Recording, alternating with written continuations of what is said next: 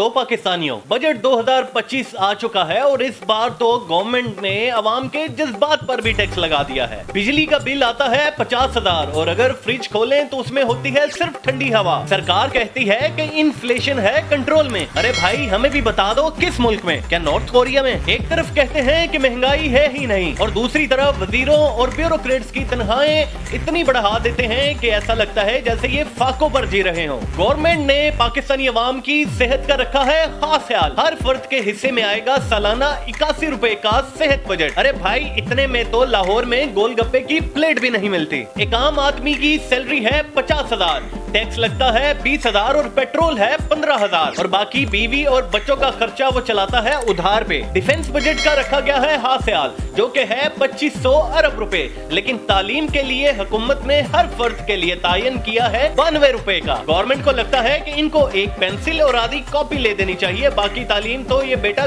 Google से हासिल करेंगे। साल 2025 का सालाना बजट है 17,573 अरब रुपए और इसमें से 8200 अरब सिर्फ हमारे टैक्स और सूद की मद में अदा करना होगा। सवाल ये है कि आखिर ये पैसा आएगा कहां से? तो मैं बताता हूं ना आपको इसका जवाब। ये पैसा निकलेगा अवाम की जेब से, फिर निकलेगा IMF की जेब से, फिर अवाम की जेब से और फिर IMF की जेब से। लेकिन पाकिस्तानी अवाम की जेब पहले भी खाली थी और अब भी खाली है और अगले साल का जब बजट आएगा तो एक नया कर्जा अदा करना होगा, उसके लिए एक नया बजट चाहिए होगा। फिर IMF के सामने हाथ फैलाएंगे, फिर एक नया कर्जा, फिर एक नया टैक्स और फिर एक नया बजट। आखिर कब पाकिस्तान अपने पैरों पर खड़ा होगा? ये बजट नहीं, ये है सरकारी झटका। अवाम के कबाब बन रहे हैं और ग्रिल पर बैठी है गवर्नमेंट। अगर आप तैयार हैं इस साल के टैक्स के झटके बर्दाश्त करने के लिए तो लाजमी कमेंट में बताएं। तो पाकिस्तानियों, हो जाएं तैयार इस साल के नए टैक्सेस एक नए सिरे से अदा करने के लिए।